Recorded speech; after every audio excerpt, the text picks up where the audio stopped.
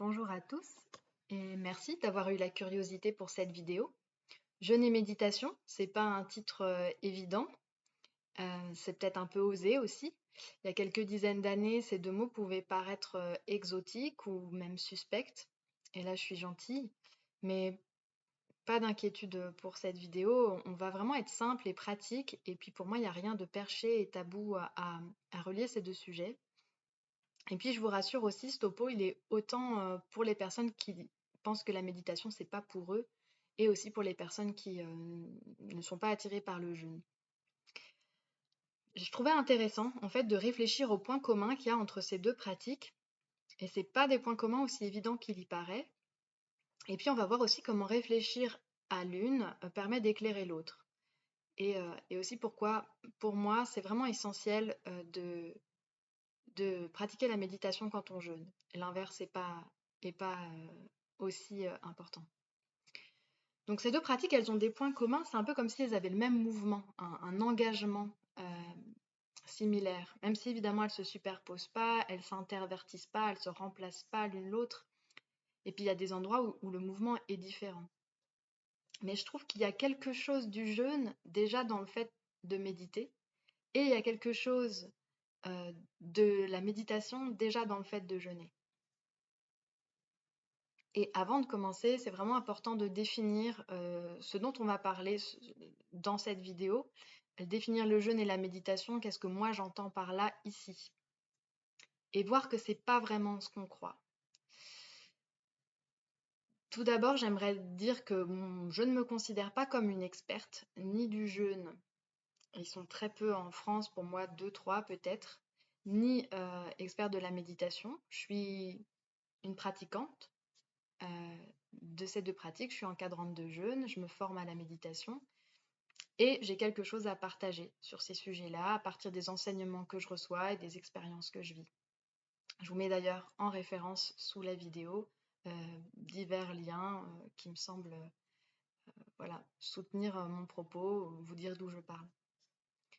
Alors, les définitions. Par jeûne, ici, je parle d'un temps où on s'abstient de nourriture. Éventuellement un petit apport calorique par des jus, mais vraiment minimal. L'idée en jeûne, c'est de mettre le corps en cétose, donc une bascule métabolique. On passe du bascule où on utilise les glucides comme énergie au corps cétonique. Et l'inversion énergétique, c'est-à-dire que l'énergie va se tourner vers l'intérieur et la vitalité va se tourner vers l'intérieur. Et pour réparer, pour nettoyer, utiliser des ressources internes qui ne sont pas alimentaires. Et cet état-là de cétose et d'inversion énergétique, ça crée un état particulier avec une certaine faiblesse physique, un certain ralentissement, une sensibilité émotionnelle accrue et une intériorisation, vraiment autant physique, physiologique que psychique. Et donc pour obtenir cet état, il faut un jeûne de plusieurs jours, hein, au moins 1 ou 2 jours. Sinon, on n'entre pas vraiment dans ce processus. Le premier jour du jeûne, on n'est pas toujours en cétose, on est encore sur nos réserves et l'énergie n'est pas tellement modifiée. On peut remplir sa journée comme d'habitude. Et aussi, si on jeûne et qu'on remplit sa journée d'activité, on ne rentre pas non plus complètement dans le processus, dans la profondeur du jeûne. Et donc, on est moins en contact avec ce qui se passe physiquement et psychiquement. Donc, ça se rapproche moins de l'expérience dont j'ai envie de parler là. Je parle en détail du jeûne et il y a plein de manières de jeûner qui sont très intéressantes dans d'autres vidéos. Mais ici, c'est vraiment cet espace-temps où on est en cétose, en inversion énergétique et où au repos pour vraiment se donner le temps de vivre toutes les dimensions du jeûne et pas uniquement la dimension physiologique du fait d'arrêter de manger. Par méditation, je parle de la pratique telle qu'elle m'a été transmise et qui est très différente de ce dont on parle le plus souvent et ce qui est transmis, ce qui est pratiqué le plus souvent dans des ateliers. Telle qu'on la connaît majoritairement en Occident, elle est utilisée vraiment comme un outil pour s'apaiser, pour se calmer, pour être plus performant, pour contrôler ses pensées et mieux gérer ses émotions. Donc, tout un vocabulaire qui dit bien ce qu'on met derrière la méditation en général. En fait, il ne s'agit pas de ça, il s'agit d'une pratique vivante qui a des sources dans le bouddhisme, mais qui a été laïcisée en Occident. Et en fait, on retrouve une essence universelle qui est partagée par toutes les cultures depuis toujours. Et cette pratique-là, son but, c'est de se réaccorder avec ce qu'est le fait d'être un être humain, se sentir plus humain, plus vivant, plus en lien. Donc c'est très éloigné des objectifs qu'on disait tout à l'heure. C'est une méditation aussi qui permet de retrouver de la clarté, de retrouver de l'humilité et de la dignité d'être un humain. Et c'est se remettre dans le mouvement du monde, dans le mouvement de la vie, avec tout ce qu'elle est, sans rejeter les aspects qu'on n'aime pas. Donc on parle de méditation de pleine présence. Et la méditation, c'est apprendre à être en présence et non pas en pleine conscience. Et ça, c'est une distinction vraiment importante parce que c'est une mésentente, mais quand on est en conscience, on se surveille et le mental finalement est très actif et on n'est pas dans l'expérience, on n'est pas dans la présence. Donc c'est à peu près l'inverse de toutes les pratiques telles qu'elles sont présentées en général pour fuir ce qui se passe et puis pour contrôler. Et donc déjà, le premier point qui relie le jeûne et la méditation, c'est l'ensemble des malentendus et des idées reçues qu'on a sur les deux, et donc des écueils dans lesquels on tombe. La méditation, on l'a dit, c'est toutes ces idées reçues que c'est pour se faire du bien, pour retrouver le calme, pour avoir moins de pensées, pour acquérir une meilleure gestion de soi, des émotions. Et l'idée, c'est que je dois intervenir, je dois apprendre à contrôler. Le postulat de ça, c'est tel que je suis, ça ne va pas, je dois m'améliorer. Or, c'est pas du tout ça, justement, la méditation originelle. Et le jeûne, c'est pareil, on a beaucoup de vocabulaire qui vient, l'idée que c'est pour se nettoyer et améliorer sa santé. Alors, c'est vrai, mais pas toujours.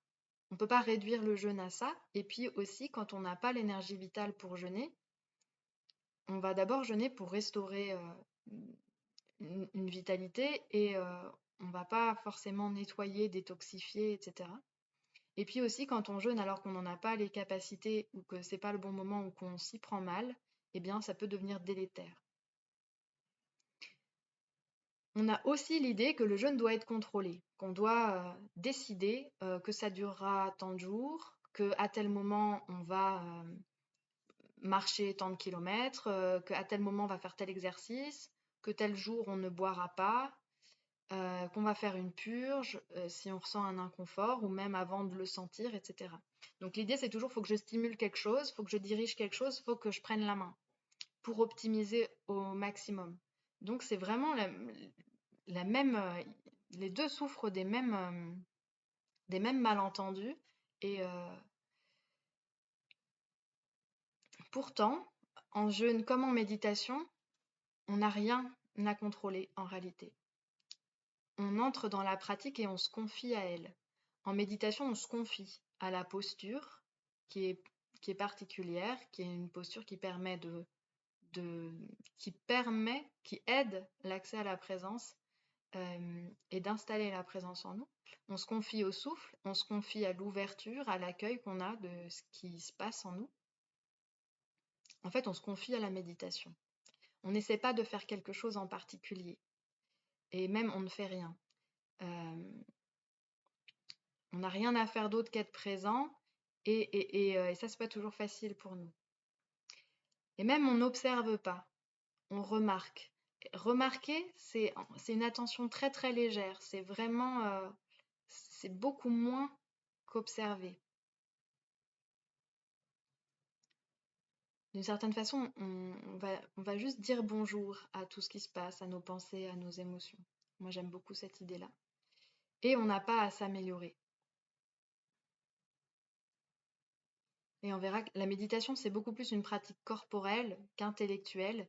Et on revient toujours au corps, en fait. Le corps, c'est l'indice de la présence. C'est l'ancrage de la présence. On revient toujours au corps et au souffle. Et en jeûne, pareil, on se confie au processus de jeûne et au corps. C'est lui qui nous guide. Alors, c'est vrai que parfois, on va avoir à intervenir, on va devoir peut-être prendre un jus, on va devoir peut-être rompre le jeûne, on va peut-être aller marcher, faire un exercice, une intervention, n'importe.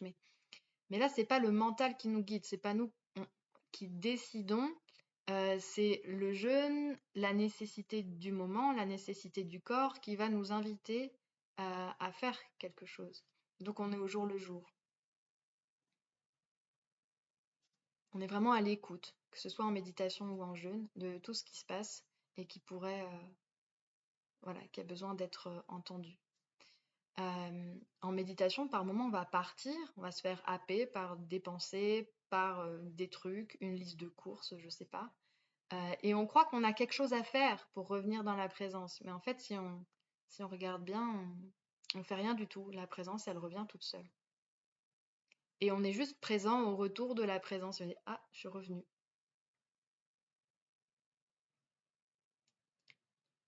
Et en jeûne, on est à l'écoute de tout ça et on se synchronise au corps et, et aux nécessités. On se synchronise et par exemple, on va pas pouvoir se lever aussi vite que d'habitude ou marcher aussi vite que d'habitude. On va avoir des émotions pas forcément agréables et on va ne pas les juger. Ça invite à une forme de confiance. Quand ça devient vraiment anormal, on intervient. Donc on voit que le jeûne et la méditation ne sont pas forcément des pratiques confortables. On ne recherche pas le confort. C'est assez évident pour le jeûne, même s'il y a des jeûnes qui peuvent être vraiment chouettes, hein. Mais on s'attend au fait qu'il y ait des jours un petit peu plus difficiles. Alors qu'on a l'idée reçue que la méditation, c'est pour être bien. Mais en fait, non, c'est pas forcément, c'est pas confortable. Parce qu'on est en accueil de tout ce qui est, et la réalité de nos vies, elle est pas, et de nos intérieurs, elle n'est pas toujours confortable.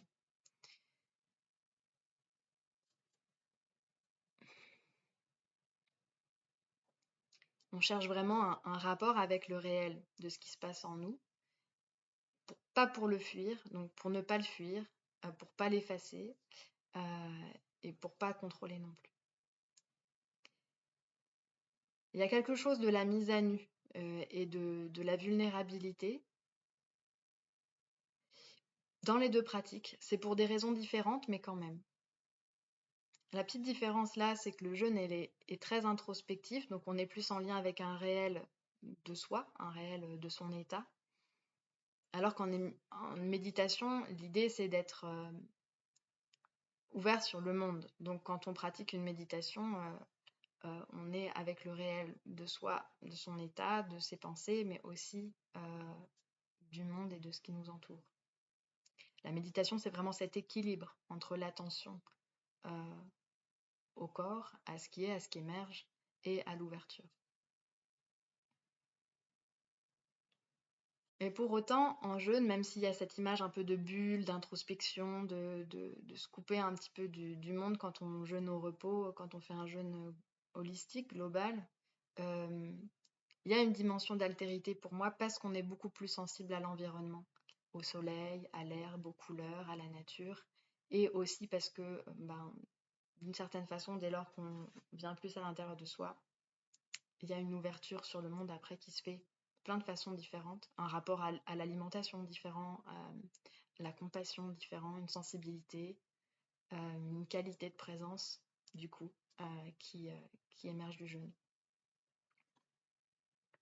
Une autre question qui revient tout le temps dans les deux pratiques, c'est la question de la réussite.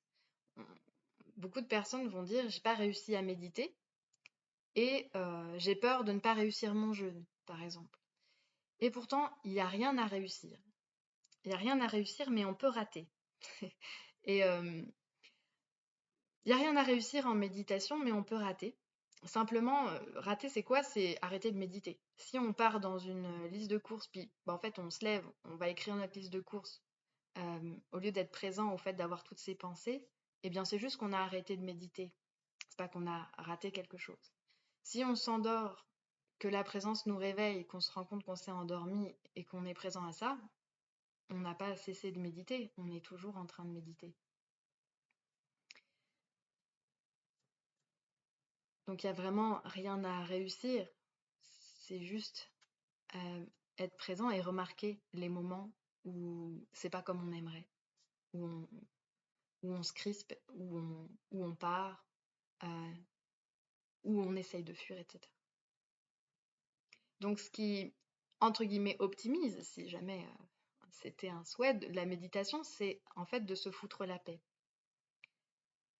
On arrête de vouloir bien faire, bien gérer, réussir, bien méditer. Voilà.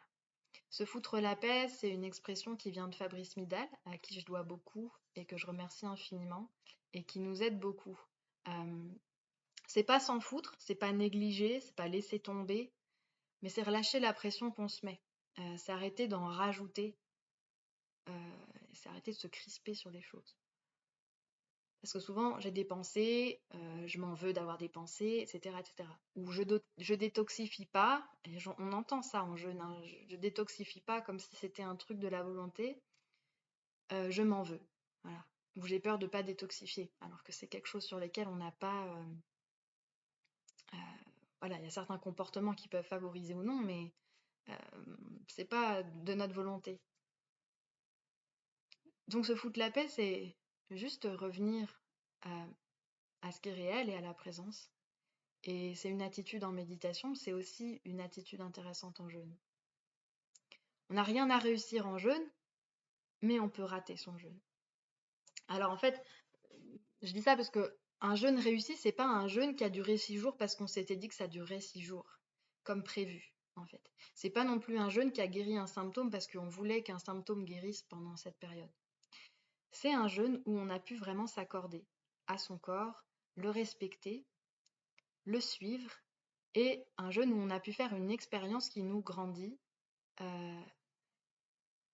qui nous rapproche de la vérité de notre être. C'est aussi un jeûne où on ne s'est pas mis en danger, où on a respecté ce que le moment nous invitait à faire pour que ça se passe au mieux, et en dépit de ce qu'on avait prévu ou planifié. Un peu comme en yoga, le but, c'est pas de faire des postures incroyables et de faire des performances, c'est d'être au plus près de sa vérité et celle de son corps et de se respecter. Donc, ce qui optimise un jeûne, c'est de se foutre la paix et de foutre la paix à son corps. Ça relâche vraiment le système nerveux, puis alors, à ce moment-là, il peut se passer quelque chose de vraiment intéressant au niveau physiologique quand on se relâche, en fait. C'est là qu'il se passe des choses. En jeûne, on détoxifie pas que des déchets métaboliques, on détoxifie, entre guillemets, aussi des émotions, des mémoires traumatiques. Donc c'est pas de tout repos, mais on se met en présence de ça, à l'écoute. Et si on dirige constamment ce processus-là en permanence en faisant des actions, des interventions, ben on passe à côté de la possibilité d'une expérience profonde que nous offre le jeûne. Donc dans ces deux pratiques, on apprend à ne rien faire et on apprend à faire confiance et à relier ces deux intelligences, cette intelligence de la confiance et puis cette intelligence rationnelle, critique, évidemment, en jeûne, il faut qu'elle soit quand même présente.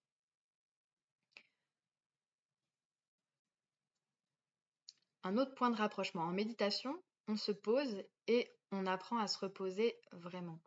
On arrête d'en rajouter, on arrête de réagir à nos réactions naturelles, de rentrer dans une sorte d'escalade de pensée. Et la méditation, elle nous aide à ralentir parce qu'elle nous donne un temps dans la journée qui est complètement inutile en soi. Et à force de pratiquer aussi, il y a quelque chose en nous qui ralentit et qui se synchronise sur un temps plus humain. Et en jeûne, on a bien sûr aussi cette notion de ralentissement qui est imposée par une certaine faiblesse quand on se met réellement au repos. Et là, on est obligé d'aller à la vitesse de son corps. Et c'est une sensation assez dingue en fait, hein, parce que notre esprit, notre âme, notre corps peuvent enfin prendre le temps aussi et être au même rythme. et on se pose vraiment. Parfois, c'est dur de sortir du lit, on met vraiment du temps. Puis dans ces moments-là, on ne peut qu'être abandonné au moment présent. Puis on touche cette présence qu'on recherche en méditation.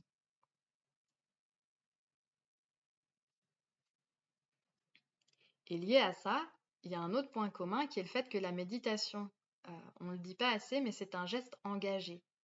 Parce que ça sert à rien, parce que c'est improductif, parce que ça ne vise aucune performance ou capacité, c'est pas rentable, c'est même anticapitaliste, et puis c'est à contretemps.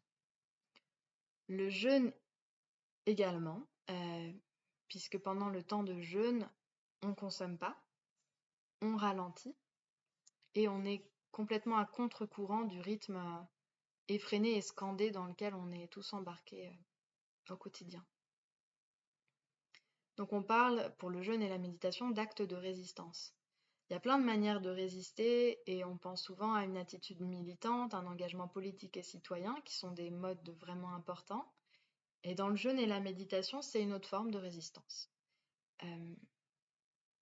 Le entre guillemets système nous vole notre attention. On entend de plus en plus les neuroscientifiques et les psychologues dire ça.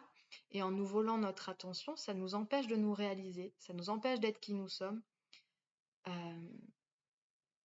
Ça immisce aussi dans notre esprit des pensées qui nous parasitent, par la publicité par exemple, et ça nous vole notre temps. Il y a quelque chose de la vie qui est mis à mal. Le temps de nos vies, il est très normé, très cadré. On mange à telle heure, on doit rendre un travail dans des délais, on a des activités. Et quand on n'a rien à faire, quand le temps se suspend, souvent on panique parce qu'on ne se sent plus utile et on cherche à meubler, on cherche à occuper ce temps. Et donc l'expression tuer le temps, elle est terrible parce que en fait, c'est tuer le moment où la vie existe pour elle-même. Donc c'est tuer la vie parce qu'on ne supporte pas la sensation du fait même de vivre de manière complètement nue. Il y a quelque chose d'insolent dans le jeûne et la méditation, dans ces contretemps, dans ces anomalies, dans ces anomalies dans nos programmes. Et là, on est complètement hors programme, hors rendement. Et donc, ce sont des actes de courage. Et cette vidéo, elle est aussi en hommage à ces personnes qui s'octroient le temps de méditer ou qui se lancent dans des jeûnes au repos qui sont aussi à contre-courant de beaucoup de principes tels qu'ils sont diffusés sur le jeûne. Donc, il y a un programme, mais en fait, personne n'a de programme dans ces séjours de jeûne. Chaque jour, on ne sait pas pour l'heure d'après ou pour la demi-journée d'après si on sera disponible pour faire ce qui est proposé. Et ça, c'est assez rare et assez précieux de pouvoir vivre chaque instant les uns après les autres. On ne sait pas si demain on jeûnera qu'avec de l'eau ou un bouillon ou un jus ou une pomme, si c'est la nécessité qui le demande.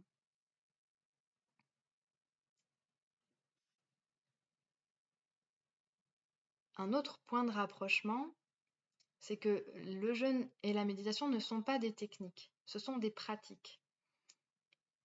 Et ces pratiques, elles sont encadrées par des indications. En méditation, on a une certaine posture qui permet d'installer naturellement la présence, de l'inviter. Et ensuite, ce qui se passe est toujours neuf, toujours nouveau. Il y a vraiment un esprit de l'éternel débutant. En jeûne, on a un cadre et des accompagnements. Mais ce qui se passe au moment du jeûne, c'est toujours vivant, c'est toujours renouvelé, c'est toujours nouveau et inattendu, comme en méditation. Chaque jeûne est différent et surprenant. Donc, on apprend à s'ouvrir à l'inconnu, au fait de ne pas pouvoir contrôler et prévoir, ni même de tout comprendre. Et autant la méditation, elle est définie par le fait de rencontrer et accueillir le mystère de l'existence, c'est vraiment lumineux de découvrir ça. Pour moi, ça l'a été. et le jeûne aussi. Parce que même s'il y a des soutiens scientifiques, eh bien en fait chaque cas est particulier et très souvent ça va remettre en cause les connaissances scientifiques. Et la science ne pourra pas toujours expliquer tout ce qu'on observe en jeûne. Donc on s'en remet à l'expérience avec vraiment un sens d'intelligence qui n'est pas soutenu que par la connaissance seule déjà acquise. Donc c'est vraiment vivant et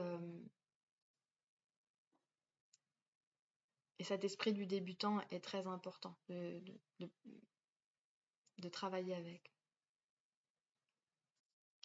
Alors je disais, la méditation, c'est pas un moyen de se calmer, de se contrôler, mais à force de pratique,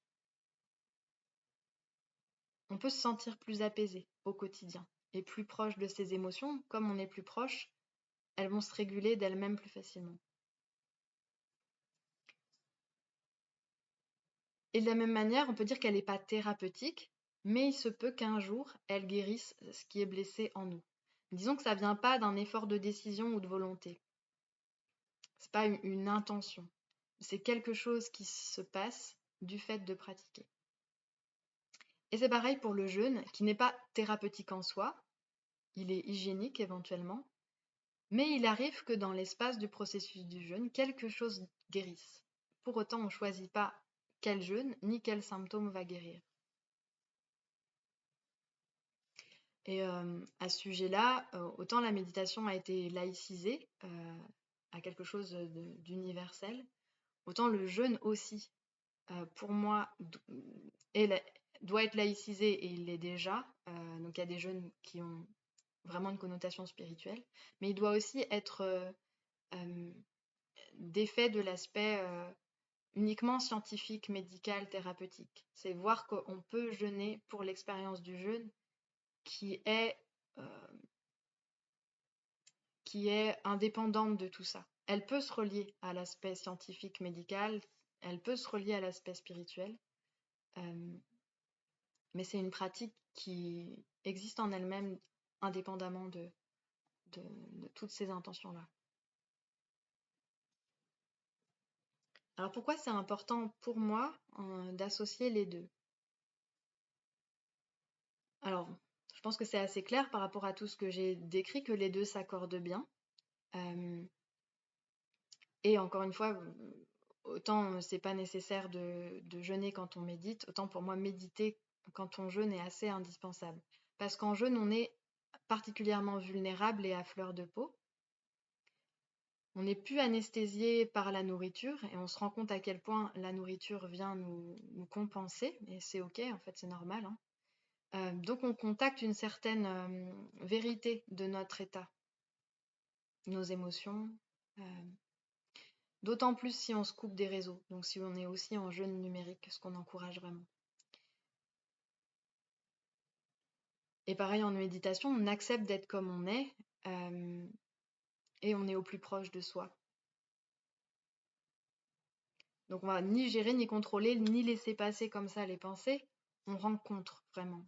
On rencontre tout le bazar qu'il y a en nous, sans réagir, sans élaborer. Et on touche cette nudité, cette vulnérabilité de ce qu'est être un être humain. Et on touche aussi des choses merveilleuses, autant en jeûne qu'en méditation.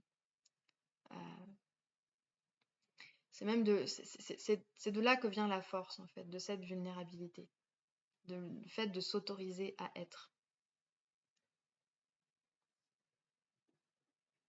Donc, la méditation, elle permet d'ouvrir cet espace d'accueil où on va pouvoir accueillir tout ce qui émerge en jeûne. Pour vraiment être en contact avec tout ce qui va émerger comme émotion et comme pensée au cours du jeûne, ouvrir cet espace, moi, me semble vraiment nécessaire. Et aussi pour pouvoir cultiver cette confiance dont on a besoin en jeûne. Et cette confiance, elle va s'installer, elle va prendre sa place aussi pendant la méditation. Et la méditation permet aussi d'avoir de la clarté, donc de la clarté sur ses choix, sur éventuellement les interventions qu'on va faire pendant le jeûne, qui viendront non pas d'une volonté ou d'un mental, mais de la nécessité du moment et de la sagesse du moment.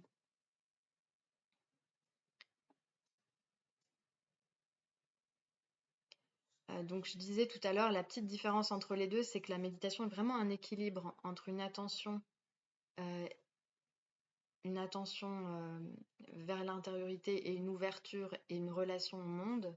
On médite d'ailleurs les yeux plutôt ouverts, mi-clos. En jeûne, l'intériorisation énergétique, elle est vraiment forte et on a moins envie et moins la capacité d'être en lien parfois. Donc les pratiques seront plutôt intériorisées et les yeux fermés. En fait, moi, j'adapte toujours les méditations au jeûne, au fait d'être en jeûne et au groupe. Parce qu'on est vraiment dans une disposition physique et psychique particulière, inordinaire.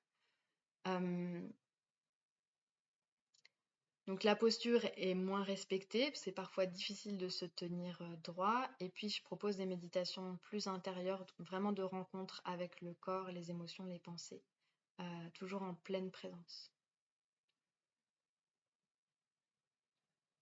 Puis moi, j'aime pas trop les méditations guidées à l'origine, donc j'essaye vraiment de les adapter et les faire peu ou pas guidées pour que ça corresponde bien. Et je voulais revenir sur les aspects de spiritualité.